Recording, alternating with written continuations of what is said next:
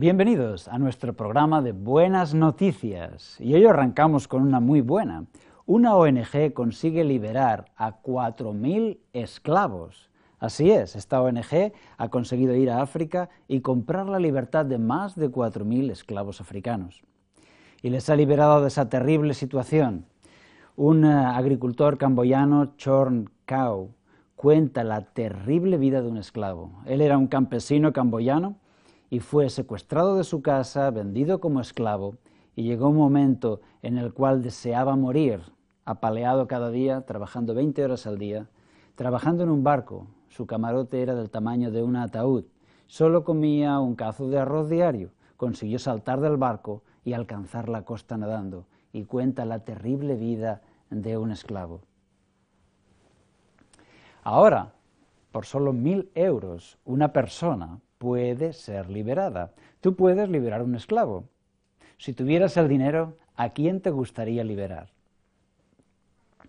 Quizás a las mujeres, quizás a los niños, quizás a los enfermos.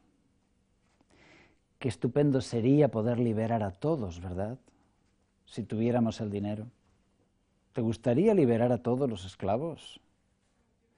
Aunque para eso tuvieras que desprenderte de todo lo que tienes, quizás de todo tu dinero, tus posesiones, y si tuvieras que entregar hasta tu propia vida, ¿lo harías? Jesucristo lo hizo. Jesucristo es el gran héroe de la historia de este mundo, porque viendo nuestra situación fue capaz de venir aquí para pagar el rescate con su propia vida, muriendo en la cruz. Pero quizá tú me dirás, ¿y por qué tengo que creerme esa historia? ¿Fue cierta? ¿Es real? ¿Es que tenemos en la historia pruebas de que Jesucristo existió y de que hizo eso? Pues el programa de hoy va precisamente destinado a esto. Jesucristo no solamente es un personaje de los evangelios, sino también está en la historia secular, en la historia de historiadores romanos y judíos. Por ejemplo, aquí, Cornelio Tácito, un historiador romano que nació en el año 55 después de Cristo, tuvo una vida muy larga, conoció 6 emperadores, y él escribe esto: los comúnmente llamados cristianos, quienes eran odiados por sus excesos, Cristo, el fundador del nombre, fue puesto a muerte por Poncio Pilato, procurador de Judea, durante el reinado de Tiberio. Pero la perniciosa superstición, aunque fue reprimida por un tiempo, se propagó de nuevo. Es decir, que a este historiador no le gustaban nada a los cristianos ni la figura de Cristo. Por eso dice, la perniciosa superstición siguió propagándose. Pero ahí está el testimonio de Cristo, personaje histórico y fundador de una religión. Tenemos también a Suetonio, un historiador romano de tiempo del emperador Adriano. En su libro La vida de Claudio, él escribe: como los judíos provocaban constantes disturbios por la insurrección de un tal Crestus, él, Claudio, los expulsó de Roma.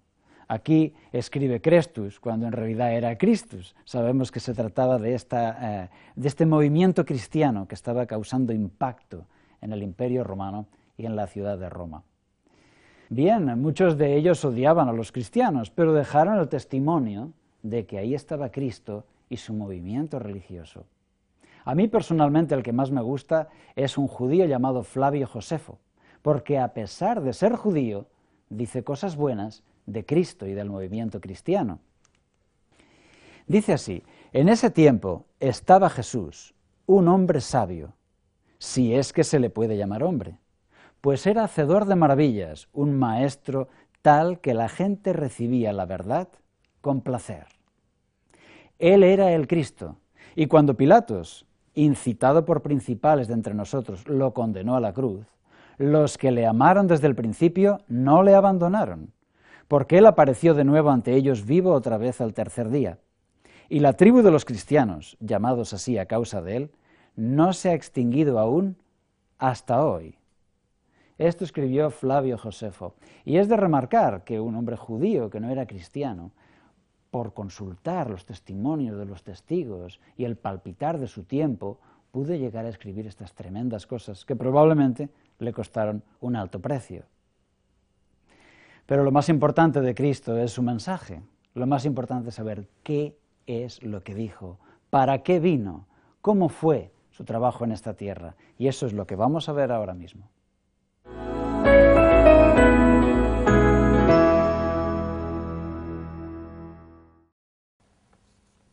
Me gustan las Biblias antiguas. Quienes las leyeron padecían persecución, pero seguían leyéndolas porque en ellas habían encontrado a Jesús y eso les daba una satisfacción y una espiritualidad que no encontraban fuera de ellas. Por eso la Biblia del oso tiene grabado en su portada un oso que está comiendo miel de un panal de abejas. Y las abejas le están picando, pero él sigue y sigue porque le encanta comer esa miel. Y con eso, grabado en la portada de la Biblia, el autor intentaba explicar esa experiencia feliz del que busca en la Biblia y encuentra a Jesús. Por eso Jesús en la Biblia está simbolizado como el cordero, el animal que no tiene dientes, colmillos ni garras, el animal que se deja sacrificar. Y eso fue lo que él hizo, dar su vida como un regalo para nosotros, para pagar por nuestro perdón. Y esto es extraordinario. Algunas personas se sienten atraídos por otras religiones. Piensan que crecieron en el cristianismo, pero que quizás otras religiones de otras culturas serán mejores. Muchos están atraídos por las religiones orientales, por la estética de los dibujos, la belleza del arte. Sin embargo, cuando pensamos en la enseñanza del karma, eso es algo tremendo. Imagínate, según esa enseñanza, la persona debería pagar con sufrimiento todos sus errores. No hay perdón, sino que en un ciclo sin fin estarás pagando por tus errores con sufrimiento. No hay problema si no hay suficiente en una vida. Tendrás otra y reencarnación tras reencarnación pagarás con dolor por todos tus errores, por miles y miles de reencarnaciones. No existe el perdón. Qué diferente es la religión de Jesús. Él nos ofrece su perdón. No tendrás que pagar por tus errores, porque Él pagó por ellos.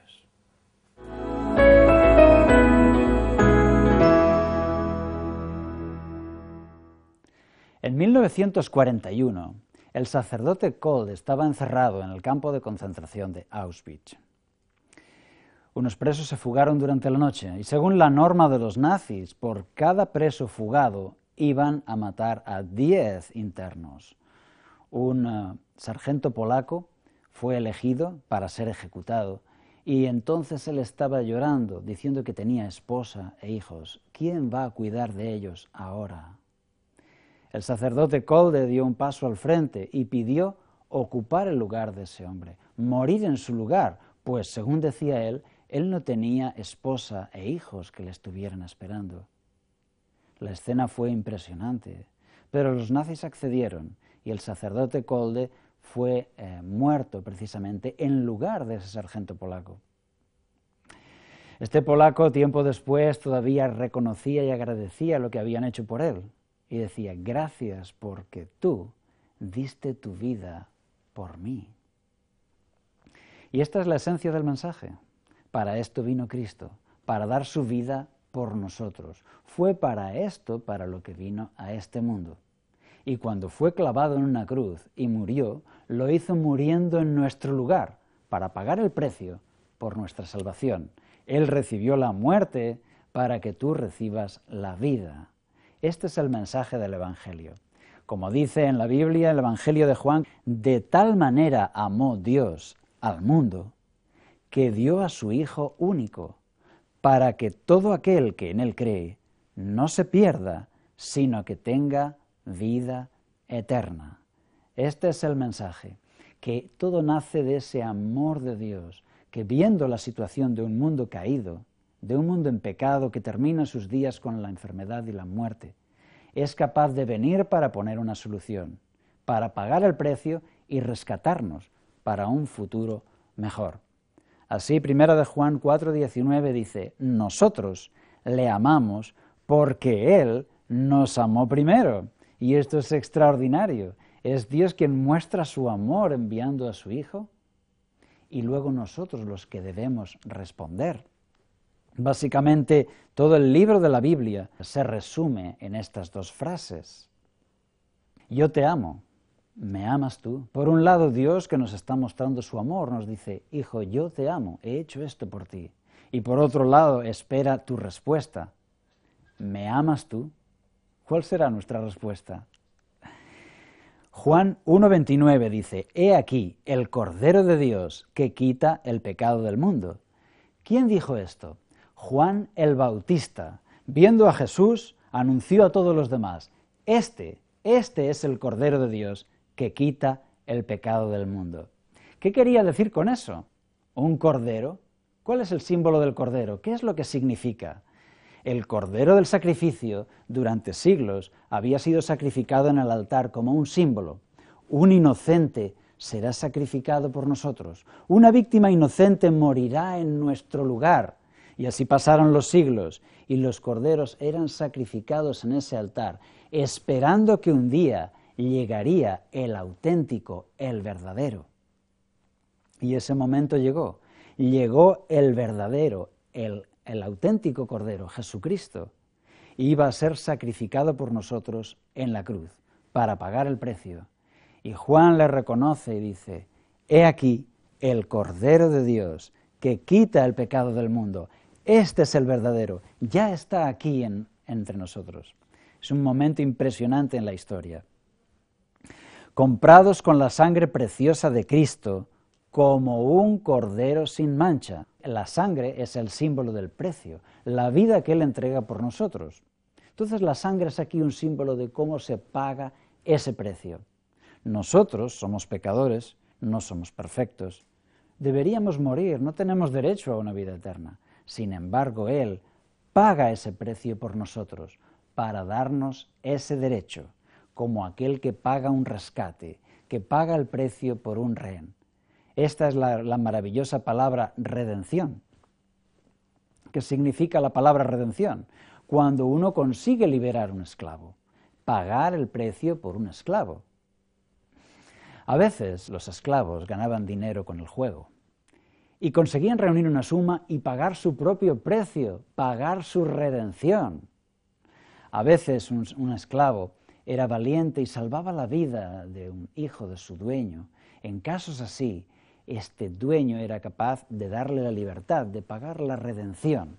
A veces era alguien que le debía un favor, pero cuando un esclavo recibía la libertad, era pagada su redención. Así también en nuestro caso, la redención. Herido fue por nuestras rebeliones, dice Isaías 53. El profeta Isaías vio en visión cómo alguien venía e iba a pagar por los sufrimientos de su pueblo. Iba a pagar Él por nuestras rebeliones. Y tal como lo vio, así se cumplió en la figura de Jesucristo.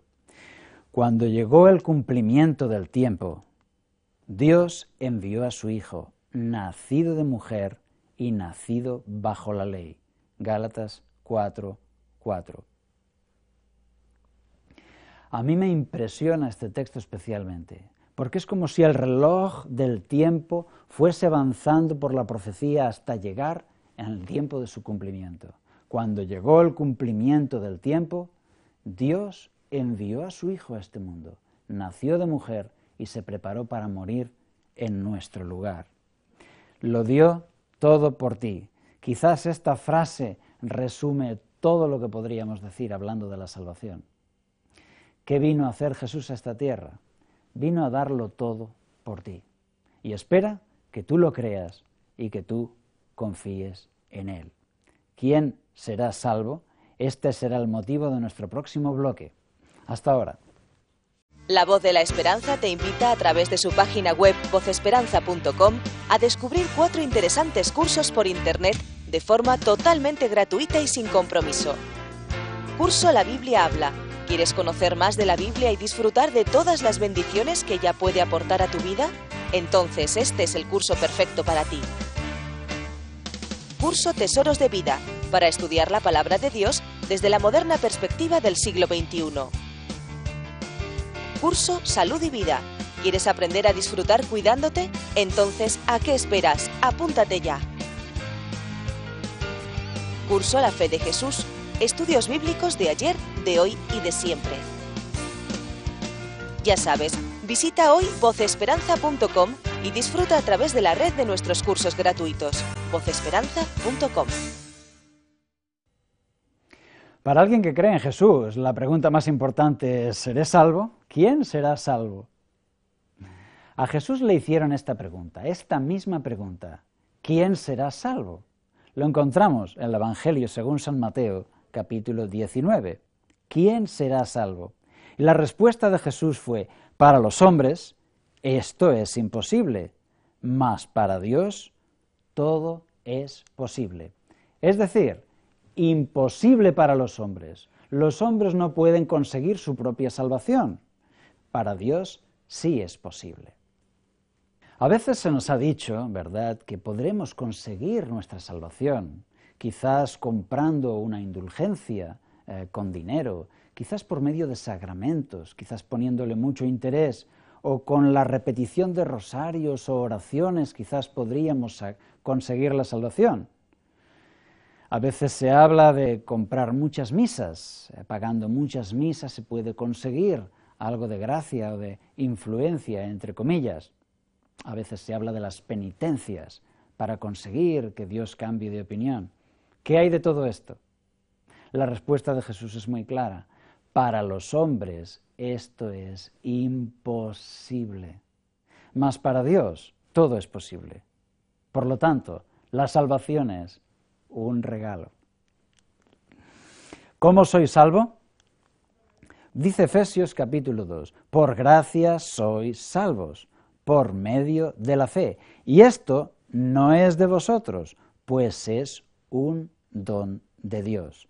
No por obras, para que nadie se gloríe. Es decir, que somos salvos por gracia, de regalo, y nuestras obras no tienen nada que ver en eso. No pueden comprar ni conseguir nuestra salvación. Aquel muchacho se atrevió a coger el coche de su padre. No tenía permiso de conducir, tampoco tenía mucha habilidad con el coche. Sin embargo, se atrevió a hacerlo y se divirtió mucho. El problema es que tuvo un grave accidente. Cuando su padre fue al hospital, no le importaba que el coche estuviera destrozado, solo le importaba su hijo, que su hijo pudiera sanar, pudiese vivir, porque le amaba. Tampoco le importó cuando las facturas del hospital le arruinaron por completo. Nada de eso le importó, hubiera dado hasta su propia sangre para conseguir que su hijo viva. Así es la maravillosa historia del Evangelio. Para eso Jesucristo vino a este mundo, porque Dios nos ama y fue capaz de venir y sufrir lo que fuese necesario, la tortura y hasta la cruz, hasta entregar su propia vida para conseguir tu salvación y la mía. Y esto sí que son buenas noticias. Lo dio todo por ti. Quizás esta frase resume todo, ¿verdad? Romanos capítulo 5, versículo 8 dice: siendo aún pecadores, Cristo murió por nosotros. Es decir, que Él no esperó a que fuéramos buenos chicos, no esperó a que estuviéramos limpios y con una vida ordenada y pura. No, Él vino, Él dio el primer paso y dio todo lo que tenía que dar para poner todo a nuestra disposición. Cristo murió por nosotros. Todos pecaron y están destituidos de la gloria de Dios, siendo justificados gratuitamente por su gracia, dice Romanos capítulo 3, versículos 23 en adelante. Y aquí hay una redundancia, gratuitamente por su gracia.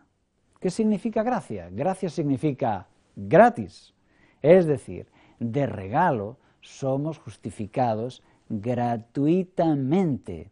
¿Por qué insistirá tanto en esto de gratis? Probablemente para que nos entre en la cabeza que no podemos conseguir nuestra salvación por nuestros propios méritos o sacrificios o indulgencias o misas o ni siquiera